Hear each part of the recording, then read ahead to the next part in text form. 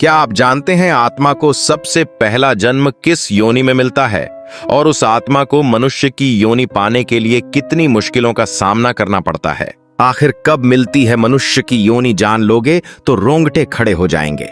84 लाख योनियों में सबसे पहले आत्मा की शुरुआत होती है पेड़ पौधों से, जहां 20 लाख बार आत्मा का पेड़ पौधों के रूप में जन्म होता है, बिना हिले डुले बारिश सर्दी गर्मी सब सहते हुए।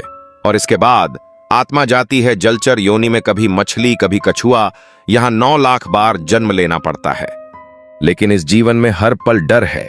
बड़ी बड़ी मछलियां छोटी मछलियों को खा जाती हैं। फिर आती है कीड़े मकोड़े की योनि। चींटी को मिट्टी में रेंगते हुए टुकड़े टुकड़े खाने पड़ते हैं। मक्खी गंदगी पर जीती है और सांप जैसे जीव नफरत में जीते हैं। और इस आत्मा को 11 लाख बार ऐसी यातना सहते हुए इस योनि में जन्म लेना पड़ता है। इसके बाद आत्मा जन्म लेती है पक्षियों के रूप में। तोता कबूतर कौवा जहां 10 लाख बार जन्म होता है, लेकिन आसमान में उड़ते हुए कोई ना कोई बाज या शिकारी जान लेने को तैयार रहता है। और फिर आती है पशु की योनि। 30 लाख बार आत्मा शेर कुत्ता हाथी जैसे जानवर बनती है। इस योनि में या तो एक जानवर दूसरे को खा जाता है या फिर इंसान उन्हें मार देते हैं। हर पल अस्तित्व की लड़ाई होती है। इतनी लंबी और दर्दनाक यात्रा के बाद आत्मा को मिलता है गाय का जन्म।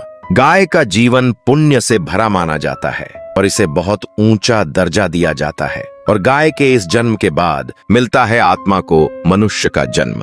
लेकिन यहाँ पर भी सीधा ब्राह्मण नहीं, पहले क्षूद्र, फिर वैश्य, फिर क्षत्रिय, और अंत में मनुष्य की 4 लाख योनियों की तपस्या के बाद ब्राह्मण योनि मिलती है। इसलिए अगर मनुष्य का शरीर मिल गया है तो इसे ऐसे मत गवाओ।